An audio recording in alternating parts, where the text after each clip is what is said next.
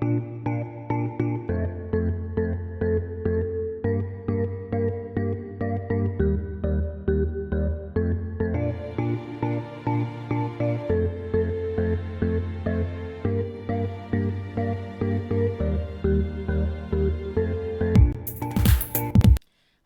hello, and welcome to Occupy the Stage 22 from the National Women's Theater Festival. I am your Associate Artistic Director for the National Women's Theater Festival, Keyanna Alexander, and we are going to be talking to some of the wonderful artists and playwrights that have given us the honor of reading their scripts for this event. And I am so excited to have two playwrights with us right now, and I'm going to let them introduce themselves. Hi, I'm Libby Heily. I use the pronoun she, her, hers. Hi there, I'm Mei-Shing Garvin. I use they pronouns primarily, but she also works for me. Thank you both so much for coming on the show and talking with me and talking to our audience. I'm going to start us off with, how did you start writing? Kaela, let's start with you. Great, thank you for asking. I have always been a writer. I have always been, I would call it perhaps overambitious in like school assignments. If I was being told to write a story, it would turn out to be a length that I'm sure like my teachers did not appreciate having to read the extra.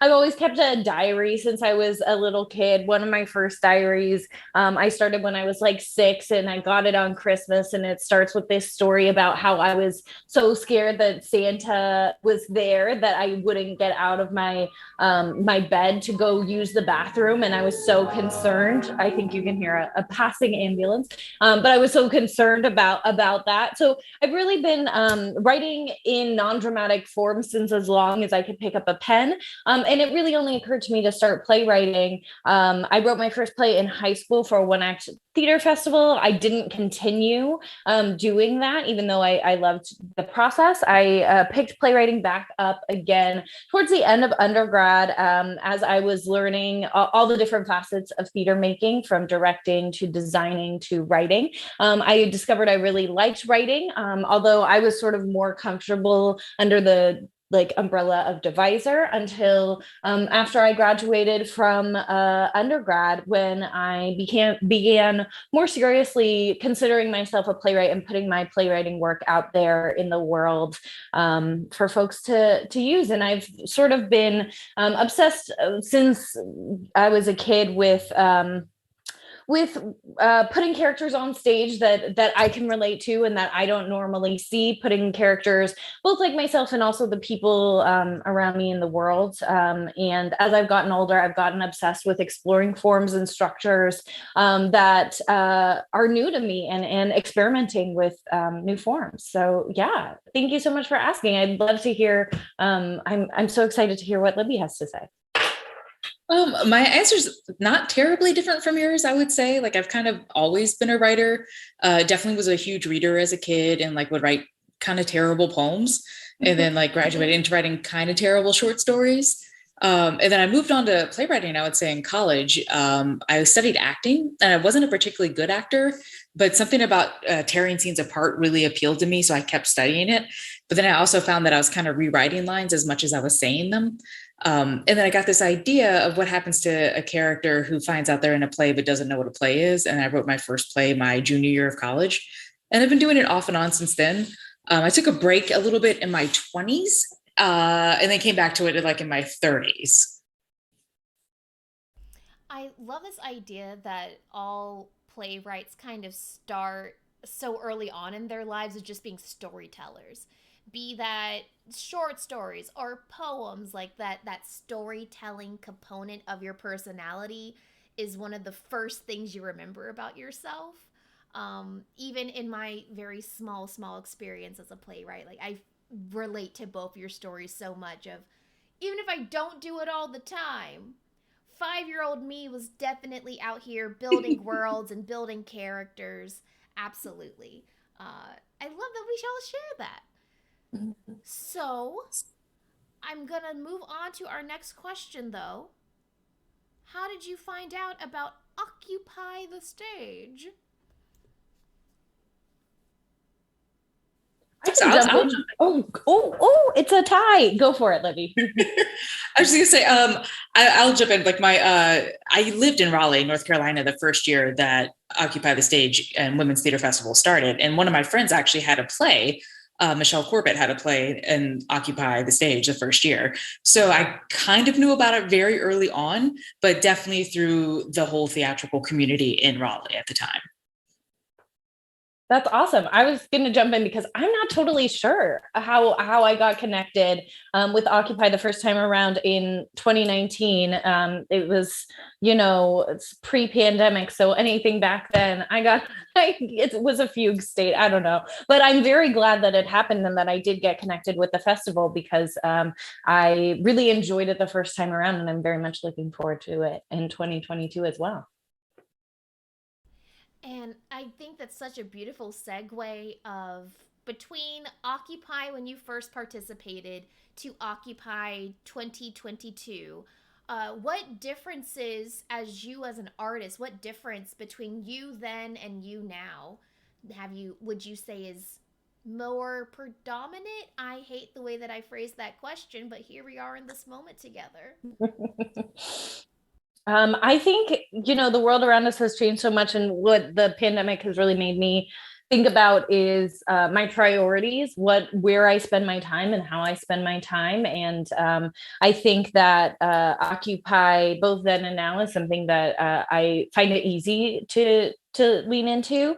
And the themes of the play high school Coven that's went up in 2019 and again now, sort of about like young women's autonomy, the rights of students who are girls, and the sort of way that education handles and mostly mishandles the reporting of sexual assault, I think, unfortunately, is no less relevant than it was a few years ago.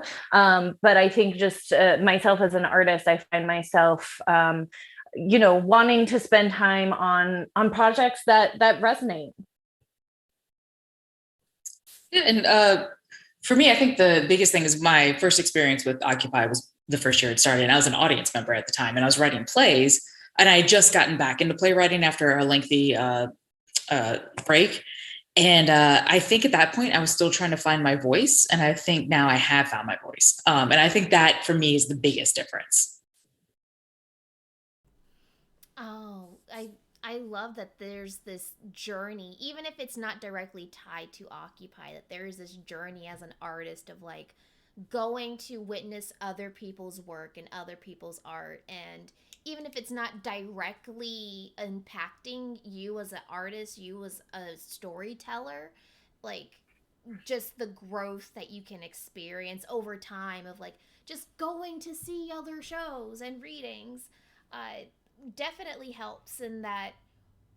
And this goes into why Occupy was kind of started in the first place of like having those stories and those specifically like female identifying centered stories being impactful and helpful and a great time to watch. TBH.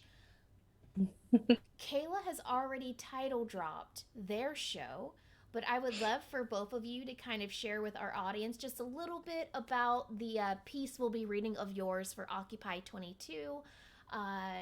Be careful, audience. There shouldn't be any spoilers, but I'm not guaranteeing anything. Libby, let's start with yours.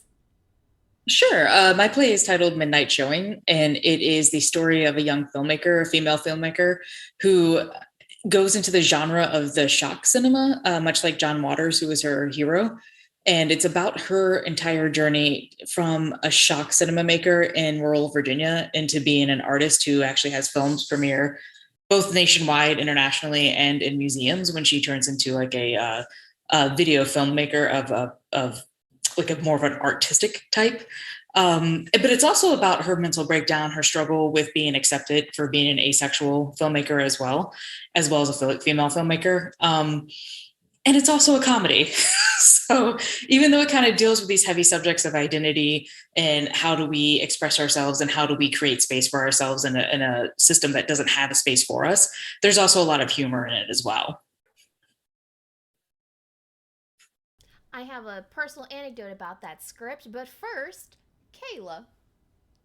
Uh, Great. I can jump in, Libby. Your play sounds so exciting. That's incredible. I love the ideas in that story, and also the idea of I'm always interested in film as it pops up in theater. I just think it's fascinating. I My play is titled High School Coven, and it follows four teenage witches as they navigate high school. So there's certainly a lot of scenes are set in their English classroom as they read different types of literature and connect or don't connect to that. There's scenes set at sleepovers, at a mall changing room where they are all trying to decide what the best homecoming dress is. But the real sort of central conflict in the play is that one of these four teenage witches has been sexually assaulted, and they're sort of navigating together as a unit what justice means and how to bring about it for themselves in this particular scenario, both through the system and outside of it, including magic. I believe I saw the original Occupy reading for High School Coven. And by saw, I mean I was working backstage, so I kind of heard bits and pieces while I scrambled around in the dark. And I just remember it being after you just said what the show is about, this is going to sound so wild, but I remember laughing. Yeah, it's funny. Hopefully, it's funny. Okay, cool. Because I was like, now I feel really insensitive because when you say High School Coven, my first reaction is, oh, that show's hilarious. Hopefully it is. Thank you for saying that. Yeah, I think like it holds a lot of dualities, I hope, about young people and young girls, which is that we go through a lot of stuff, and we're smart and we're funny and we're weird, and the trauma does not define us, and all of those things. Oh, absolutely. I think it comes across incredibly well in High School Coven. I originally read Midnight Showing last year.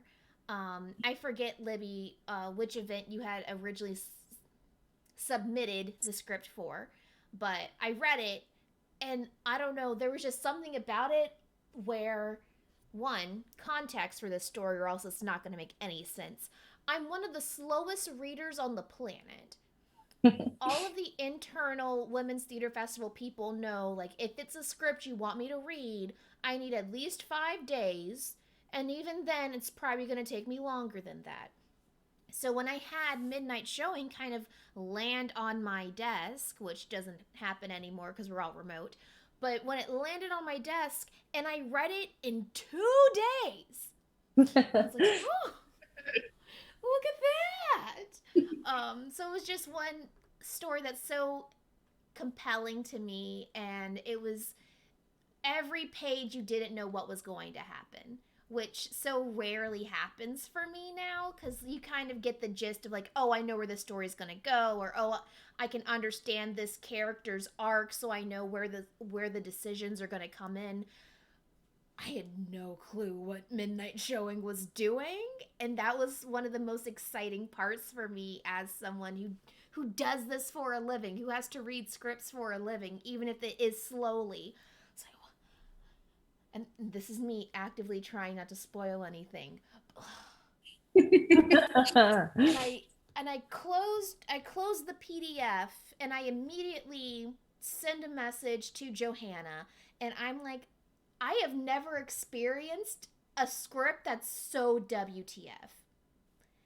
Like, it is the most women's theater festival, quirky, female identifying, you never know what's gonna happen. It's chef's kiss that it's so on brand for us as a company. So I'm just so excited that it's included in this year's Occupy. I also feel like this is a weird plug because I'm directing it, but so good. I also wanted to kind of, since we do have the playwright director pairing here on screen, I did want to ask Kaela, like, how much involvement have you had with the high school Coven reading group for Occupy this year? This year it hasn't. I haven't been super involved, which is both exciting, and I always like to be super involved in processes. So this is actually something that's a little bit different for me, but I think it's really exciting to hand off a script like this and to see what kind of work comes out of it, because that I feel like at this point is not my typical process. And I'm really excited to see the work that everyone's putting in for this performance. Wonderful. And I, oof, oof, I feel that on such a level of writing a piece and then relinquishing all control over it to somebody else. Libby, how's that process been for you? Yeah, so this is the third reading that Midnight Showings had. I did one myself through Dramatist Guild, so I was way hands on with that, and then I did the write and release thing more like Kaela did with the Valdez Theater Conference, and so this one is an interesting mixture of the two, where Keyanna and I have had multiple conversations, and I've gone to one of the rehearsals, and I was there if anyone had questions, and I've been able to give some feedback, but also I've been half hands off and like cast whoever you want to, make the decisions that you need to. So it's been like an interesting mix for me, and I'm glad I've gotten to do it all three ways, because I think each approach lets you see something about the play in and of itself. And I think being involved is really, really good for the first one. And then after that, like eventually it's going to have to stand on its own legs. So it's interesting to see what all the directors, actors, what they all bring to it and what they all get out of it as well. And I don't know if you've found that to be the same, Kaela, where like each process has its own valid points to it. Yeah, absolutely, for sure. And I believe this is me going strictly off of memory because I did not double check this. I think your director is Heather Ondersmall. I believe that's correct.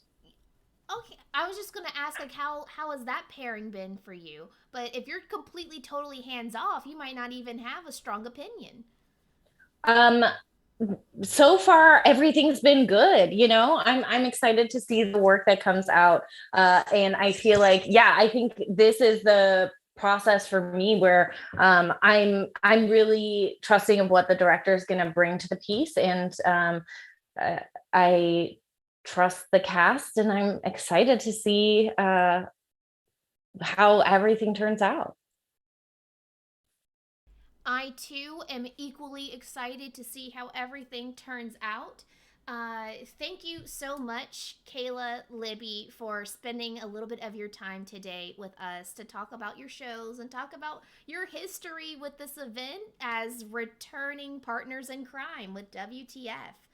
And thank you, dear audience, for strapping in for a whole day of viewing and experiences. We hope that you stay tuned as we keep the plays a coming. Okay, everybody, I'm Keyanna Alexander. I'll see you next time.